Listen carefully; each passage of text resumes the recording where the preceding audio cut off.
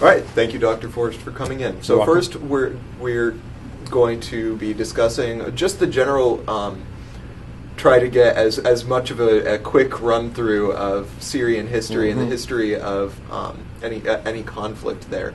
And we're going to focus specifically on the current international politics aspect of the conflict that's going on in Syria and a little bit of what happened with the chemical weapons debate. So first, like I said, let's talk a little bit about the background of Syria. I suppose first of the things that people would want to know is what's going on over there right now. Okay. You asked for the background first, and you probably should know better because you've been in my classes where I give the long history of different things. Syria is actually one of the oldest centers of civilization in the world. It's what we call Syria. Cities like Damascus, Aleppo are thousands of years old. Some of the earliest agriculture that we know of, maybe close to 10,000 years ago, occurred in the Euphrates and Tigris valleys, part of which is in today's Syria. So there's an interesting contradiction. As a civilization, Syria is very, very old. Syria, though, as we know it, with the current borders, is relatively new, pretty much created after World War I. And a lot of the problems in Syria come about because of the current borders of the country and all the different groups that were kind of pushed together without necessarily being asked.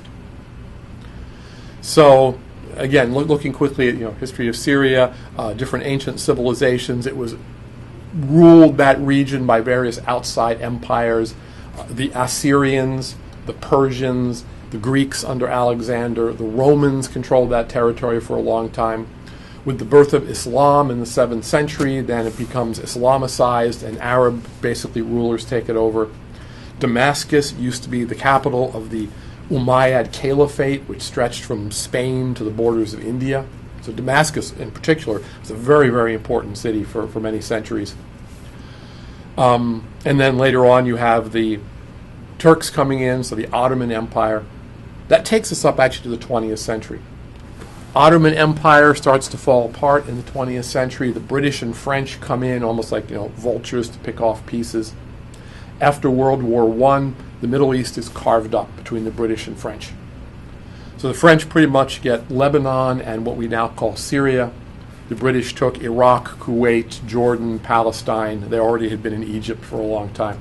So European powers, for their own benefit, basically, carving up the region into what we might call nation states. I mean, the Europeans like this idea of a people, the Syrians, the Egyptians, or whatever, and their own state. But it doesn't really fit or describe that part of the world.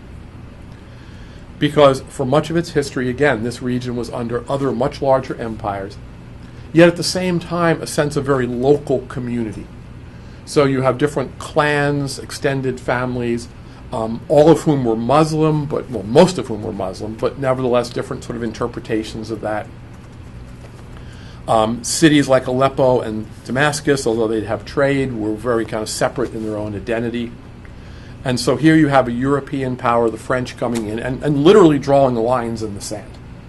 Between Syria and Iraq, I mean, this nice straight line that looks good on a map that's in some of the most empty desert of that region, where even the local people who are well adapted to desert, very few people live anywhere near the border of Syria and Iraq. But now arbitrarily, people on one side of this line are told, hey, you're Syrian and you should look to Damascus for your government. And on the other side, you're Iraqi and you should look to Baghdad. So again, inherently, I think, unstable, or at least very difficult to make a stable country, state, work out of this situation. But basically what you then have is a series of dictatorships, culminating in Hafez al-Assad in the 1970s, becoming essentially the military-backed dictator of Syria. And when he died about a decade ago, he passes power on to his son, Bashar al-Assad. And Bashar is now essentially the president or dictator of Syria. That's the short background. So you said that part of the conflict comes from different groups and nations being kind of lumped together. Could you talk about who some of those different groups and nations were? Well, first of all, an accurate census of who's who and how numerous they are in Syria is very difficult for obvious reasons, because it was never in the interest of the government to take an accurate census. But The largest group would appear to be Sunni Muslims, so Arab Sunni Muslims. Sunni Islam is the largest branch of that religion.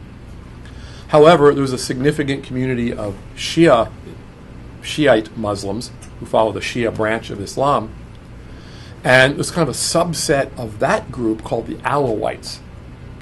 And again, the Alawites may be between 15 and 20% of the population, maybe more depending on who you read. The Alawites are a really interesting or unusual offshoot of Islam in that they actually state in their belief that Ali, who was the son-in-law and nephew of the Prophet Muhammad, was a greater prophet than Muhammad. And that violates one of the most basic tenets of Islam, which is that Muhammad is the prophet of Allah. So the Alawites have been a somewhat persecuted minority, in fact, in Islam for quite a long time. Nevertheless, Hafiz al-Assad was an Alawite. He takes power and basically starts favoring his own group.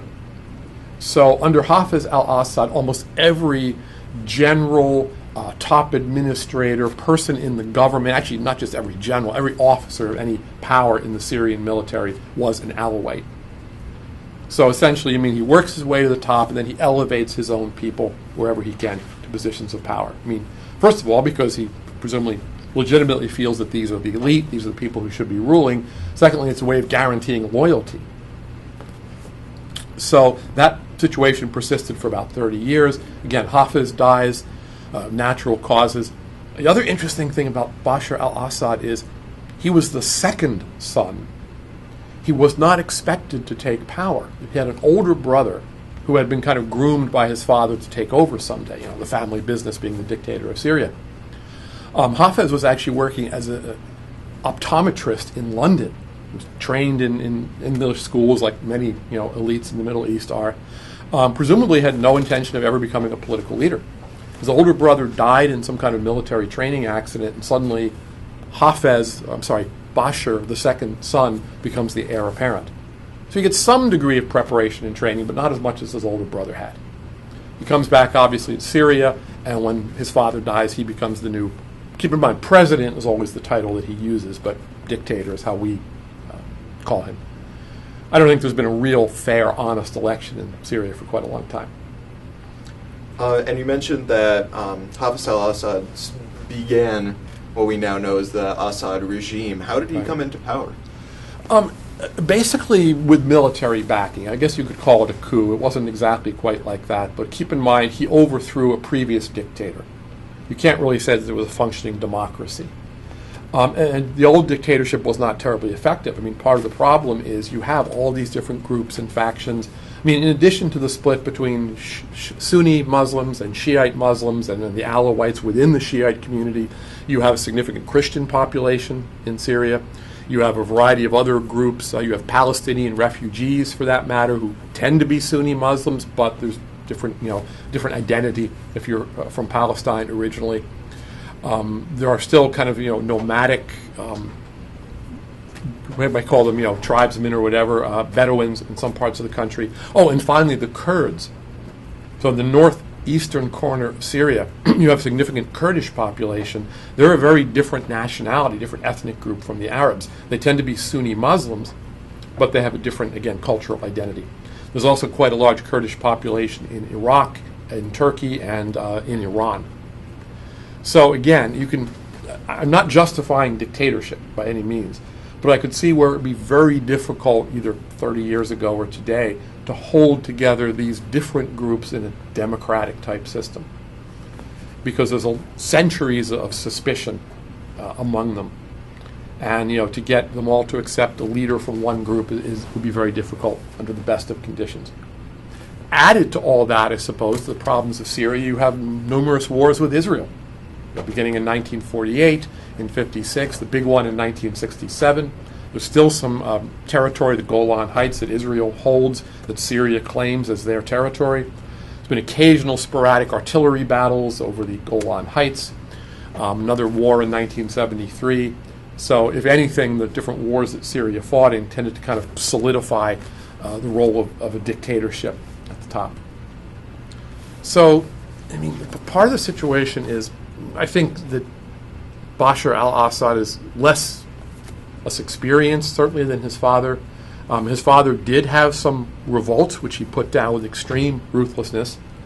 Some of the very same cities like Homs that have been problems for the son were problems for the father.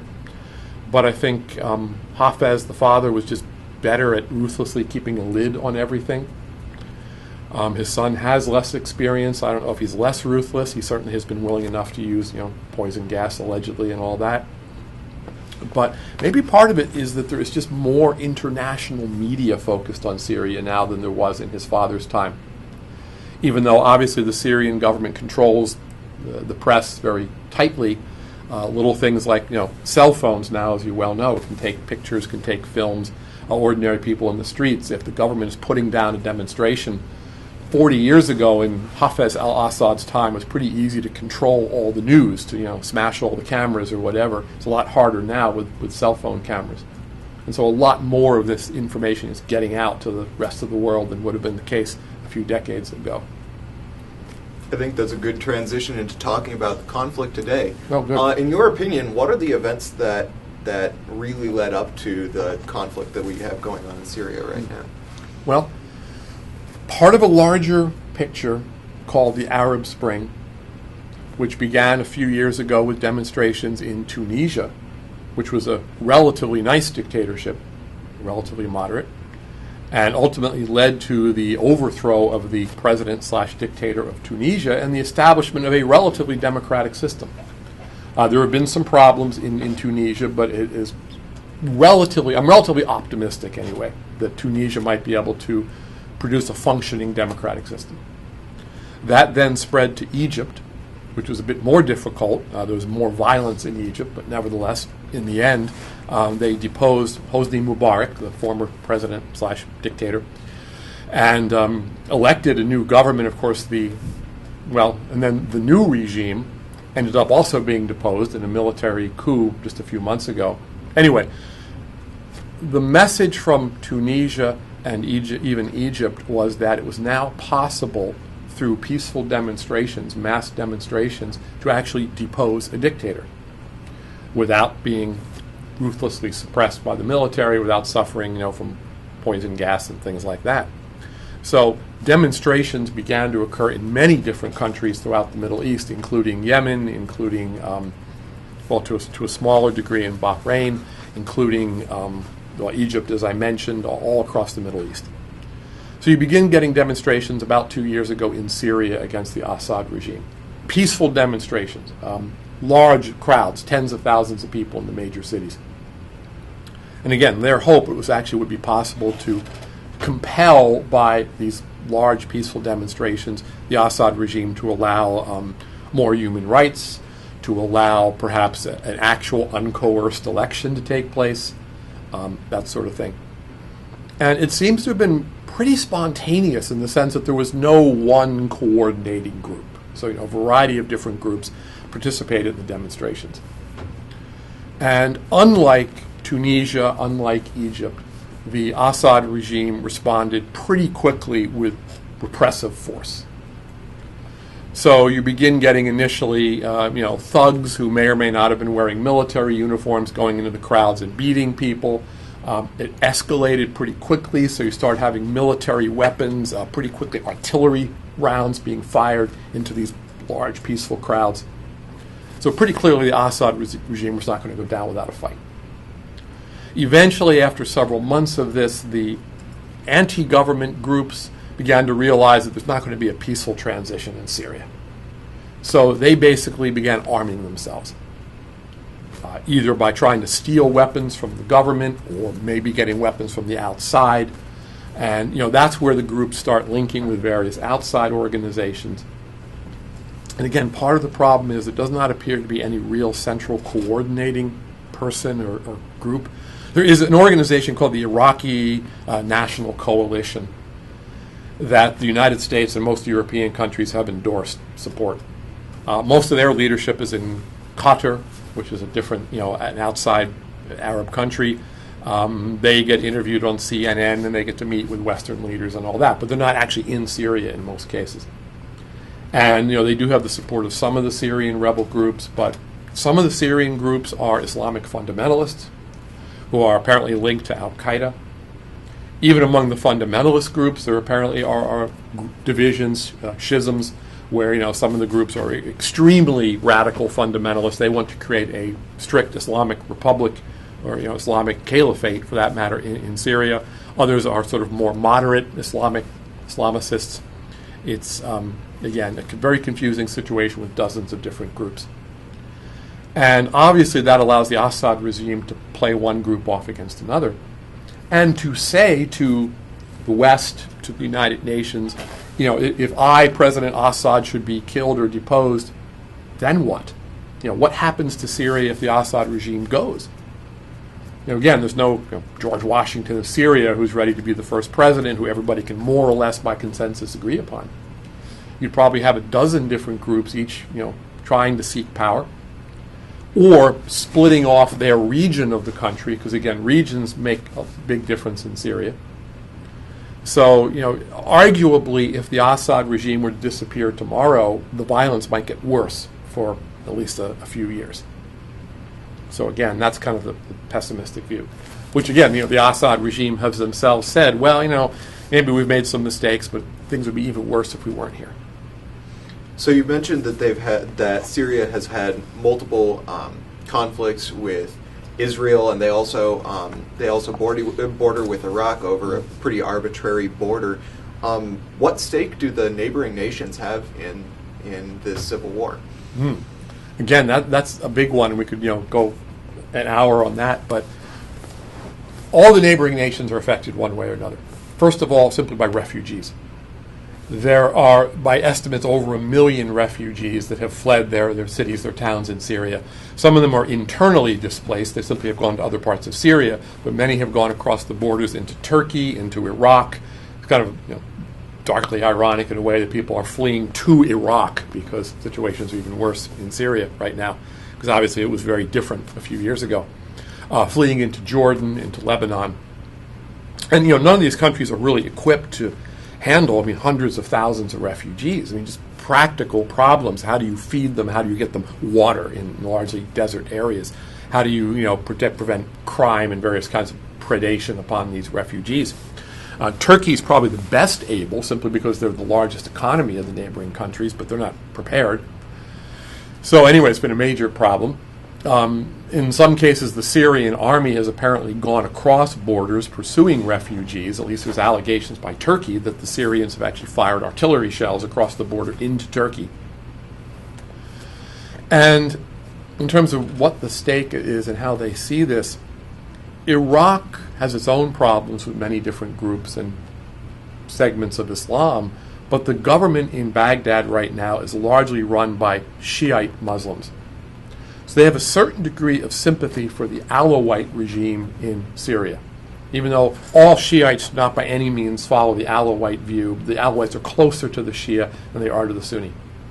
So allegedly the Iraqi government, and almost certainly the Iranian government, which is controlled definitely by Shiite fundamentalists, the Iranians have been trying to help the Alawite regime, the Assad regime, stay in power. And I keep saying probably or allegedly because factual information is very hard to come by in this situation. And so, obviously the regime has a quite different view and explanation for things than what their critics have. I'm trying to be as reasonably fair as possible.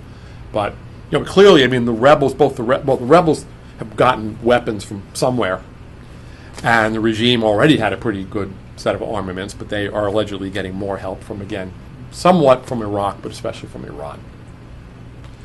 So, I suppose all the neighboring countries maybe have a stake in stability in Syria. If Syria simply falls apart into warring regions or factions, I don't know if that helps anybody in the region. The other country, obviously, with a stake is Israel.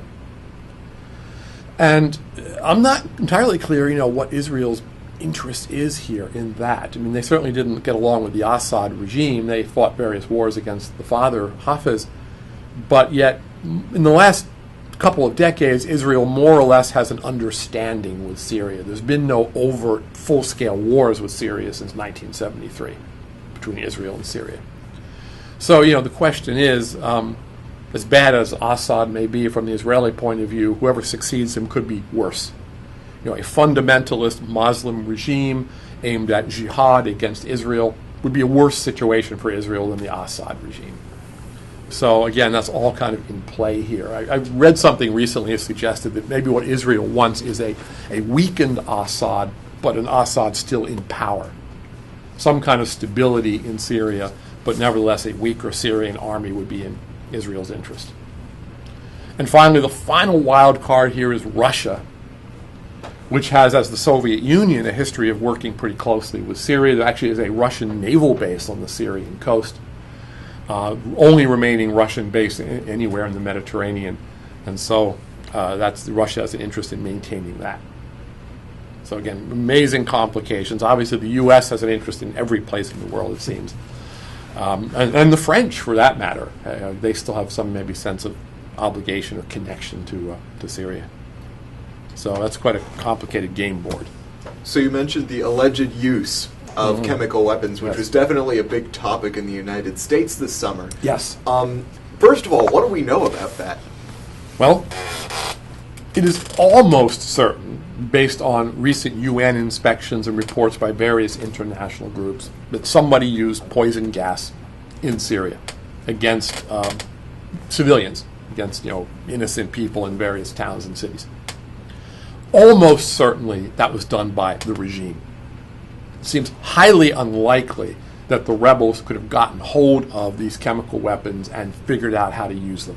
I mean, it's not just a matter of opening a spray can or whatever. Again, I have to always say almost. The Assad regime has insisted that if there was the use of chemical weapons, it must have been the rebels, because certainly it wasn't them. And again, I can't say it's entirely impossible that the rebels could have gotten hold of, poison gas, stolen it from the regime or from some outside power and used it. It seems very, very unlikely to me, however. So, poison gas is kind of a tripwire or whatever, because it's a so-called weapon of mass destruction. And what makes those exceptional? Well, and that's something that I have my questions about, because although these gases are very terrible things, let me make that absolutely clear to your listening, viewing audience. We're talking about gases that, in some cases, sarin and other gases, first of all, are absorbed through the skin, not simply by breathing them. So even if you have some kind of gas mask, it won't protect you. U.S. troops that are prepared to fight against chemical weapons have chemical suits that cover their entire bodies from head to toe. Some of these gases cause a malfunction in the nervous system where you basically start thrashing and you can literally break your own bones, basically beat yourself to death almost from this. And this is being used on women, children, completely non-combatant people in Syria. That being said, the Syrian army already was using artillery shells. There's all kinds of horrible images of people, with body parts blown off and things like that in Syria. As bad as poison gas is, I'm not sure if it's any worse than blowing up civilians with artillery or air power, for that matter, airdrop weapons. So there's already been terrible things done by the Syrian regime against mostly unarmed civilians. Again, I've seen figures between about 80 and 100,000 people killed, civilians, by the regime. Those numbers, again, there's different figures, but without a doubt it's in the tens of thousands, mostly from non-chemical weapons. Nevertheless, the Obama administration made, I think maybe a mistake making a declaration last summer that use of chemical weapons would be a red line, that if the Syrian government did this, we would have to take some kind of action, U.S. and whatever allies we have. I don't blame them for saying that on the one hand, because we absolutely want to keep Syria from using chemical weapons. On the other hand, if they cross the red line, what are we supposed to do about it? And even though we're the most powerful country on earth with massive military force, I'm not sure what we can do that will make things better for the Syrian people. Because what's been suggested, almost everybody seems to agree in the U.S. government and certainly in NATO, that NATO boots on the ground is not going to happen. We're not going to put in an invasion force like we did in Iraq. We're only just out of Iraq, of course, and we still have combat forces in Afghanistan. So what can we do from a distance? Well, it's been suggested we could use cruise missiles or various long-range weapons, maybe air strikes. Okay, well, what do we strike? We could strike chemical weapons depots, assuming we know where they are. But we still have the Assad regime in power. Long-distance strikes by the United States is not likely to cripple the ability of the Assad regime to send armed infantry into cities and shoot people with infantry rifles, if it comes down to that. It's not likely to make the Assad regime any nicer toward the rebels. So, the argument against our intervention, in part, is not just the fact that we could very well, lose casualties. It's that it could make things actually worse for the Syrian people rather than better. So we are engaged in, right now, economic boycott of Syria. Well, I say we, not just the United States, but most members of the UN, most members of the European Union. There is very little trade now in and out of Syria. And I have read that it is having an impact, most definitely, on the Syrian government and people allied with, merchants, etc., businessmen allied with the Syrian government. That may be the best long-term solution. The problem with economic sanctions is they take a long time. Months, if not years, more to really take effect.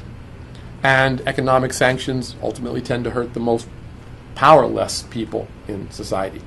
And so the people with the least influence over the regime are the people suffering most. But again, I have read that the so-called Arab street in Syria, the market, the businessmen, etc., who are very important, obviously, to any regime, are really starting to get upset about this, the lack of any kind of foreign trade. And so I guess if I were advising the president, I'd say, definitely hold on to the sanctions, keep them in place as hard as it may be for some people. Try to continue getting as much accurate information as possible. Do continue the current negotiations. Now, the final thing, and maybe the last thing I have the energy to talk about, is just recently a deal was reached basically between the United States and Russia, interestingly enough, to destroy the chemical weapons that the Syrian government possesses. And somewhat surprisingly, the Syrian government agreed to this. So right now, the United Nations, like literally today, there are UN weapons inspectors, and I guess you could call them weapons destroyers, in Syria trying to track down and eliminate the chemical weapons that the Syrian government has. And this actually is a good face-saving way out, perhaps, for everybody. Because again, the United States has said, we will definitely do something if they use chemical weapons. They did. What can we do? Well, what we can do is presumably destroy all the chemical weapons. That's only going to work if we have the cooperation of the Syrian government. And the Syrian government is claiming, okay, we'll cooperate. Which again, in a way, puts them in a much better diplomatic position. They're still claiming that we didn't use these weapons, but okay, yeah, I guess we do have to admit we have some, and we're willing to destroy them. And likewise, it allows Russia to have kind of a face-saving position because they can argue that, hey, we brokered this agreement. We're actually influential. People actually listen to what we have to say, which hasn't been true for a long time. So in any case, but then the problem just becomes a practical one. Destroying poison gas is a difficult process. The U.S. and the Russians actually have been engaged in a process for several decades now of destroying much of our chemical weapons stock. And it has taken decades.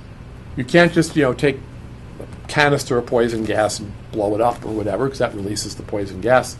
There's a process for burning it at extremely high temperature. Requires, setting up these special incinerators, monitoring the process very, very carefully. And so even if everybody in Syria cooperates, which is unlikely, it's likely to take years. But again, it is a breakthrough of sorts, and perhaps cooperating over chemical weapons will inspire the different parties involved to cooperate on other things. But in the meantime, the Syrian government still has, guns and artillery and grenades and airdrop munitions and all these other weapons they can continue to use against the rebel groups. The other, again, more recent development is that the Islamic fundamentalist presence among the rebels seems to be increasing. Although, again, it's hard to measure. There's a group called ISIS I just heard of recently, interesting acronym, which is Islamic State of Iraq and Syria. So this group, which apparently is fairly small, would like to create a caliphate, an Islamic state in Iraq and Syria, unify those over under some kind of religious leader. So they're a violent group that's recently become active on the scene. So. All right. Well, before I open up questions to anyone else, definitely. where would you suggest students go to learn more? Well, in a broad sense, obviously, the internet. A very good source of information is Al Jazeera, which is has a cable channel now in the United States, but also is a really nice website. It's based in Qatar. Well, that country gets pronounced in many different ways in the West. Gutter is actually one pronunciation, or Qatar. But anyway, it is a international television network with a branch in the United States. They have American reporters that cover both U.S. news and world news. And not surprisingly, a very big focus still on the Middle East. And I think they are pretty, I hate to use this phrase, but fair and balanced in their coverage of Middle East politics. They are not there simply to criticize or condemn the United States, as some other Middle Eastern media might be. They have very detailed coverage of what's going on in Syria, including they have reporters in there who are, talking to refugee groups and rebel groups and all that. So if you go to the Al Jazeera website, that would be a recommended first place. The BBC, British Broadcasting Company, also has pretty good coverage of the world, generally better, more sophisticated than American news media. And they too have a website, of course, where you can, stream various news stories from the BBC. In fact, our BBC radio is carried by OPB, Oregon Public Broadcasting Radio, typically I think at noon every weekday. And the BBC, again, the British have a long, long history in that part of the world. I think their coverage tends to be a little better, maybe a little deeper. But other than that, there's a number of different, newspapers, Arab newspapers that are available in English online. And, it won't entirely dismiss Western media. The New York Times, the Washington Post are pretty good for their international coverage. So those are some possible starting points. All right. And, and quite honestly, although it's often criticized as a starting point, I've always said there's nothing wrong with Wikipedia. You can begin your research with Wikipedia, just don't end it there. Does anybody else have a question? Covered everything. Oh, really? All right. Okay. Well, at least the base layer, I guess. Yeah, base layer. And as I said, there's other Clark faculty members, for that matter, who have lived in the Middle East, who have more detailed knowledge. This is kind of the American political scientist overview of the situation. But I guess, the bottom line, almost by conclusion, and then I see there's another question too, what I would say is this region is very complicated. American media often tends to see it as simply Muslims versus Christians, or Muslims versus the West, or whatever. But even within Islam, there are many different groups, factions. Most of the people in the region are Arabs, but within the Arabs there are different sort of clan and tribal and family connections. It's a very complicated region. I'm not by any means endorsing dictatorships, certainly not the brutal ones that they used to have in Iraq and Syria, but nevertheless I can understand at least why some people would say the only way to hold together this disparate country is by strongman rule from the top. If you eliminate the dictator, then what? Who's going to be running things next? That's part of the problem here. I don't think we did a particularly good job in Iraq of providing for a succession to Saddam Hussein. Getting my dictators confused, to Saddam Hussein. When he was removed, there was near chaos for several years, almost a decade. Now there is a government that seems to be reasonably functional, although there's almost weekly acts of terrorism still in Iraq. American media is not focusing too much on the Iraqi terrorism because we're out of there, so it doesn't matter to Americans to quite the same degree. But it's, I'd say, 50-50 chance that the Iraqi parliamentary system lasts for another decade. So anyway, go ahead. Why do you think we should, as Americans, be paying attention to the Syria? Well, first of all, as Americans, I hope we would care about 100,000 people being killed and hundreds more thousands refugees, close to 1 million refugees around the region. Part of it is we do have a long-standing connection to Israel. No official alliance, by the way. We have no formal treaty of alliance with Israel, but nevertheless, the assumption is if Israel was in danger of being overwhelmed, we'd probably come to their aid in one form or another. I suppose oil is part of the picture, but not a really big one in the Syrian case. Syria produces some oil, but not too much. We don't buy much at all from Syria. However, it does affect the oil markets because if there was a general war throughout the Middle East again, if Syria collapses and neighboring countries move in, then there would be a disruption, obviously, of international trade through the Red Sea and the Persian Gulf potentially. So that's all kind of part of the picture. But I guess in general, U.S. economic and social interests favor stability in the region. And who knows what the outcome of a collapse in Syria would be. For that matter, some parts of Syria apparently are controlled by Islamic fundamentalist groups who are allied with al-Qaeda. We don't want to see al-Qaeda get a bigger geographic base. There'd be another reason for it. But if we do intervene in some way, I think we have to realize that we don't have any magic solutions, and any intervention is going to have some costs as well as benefit.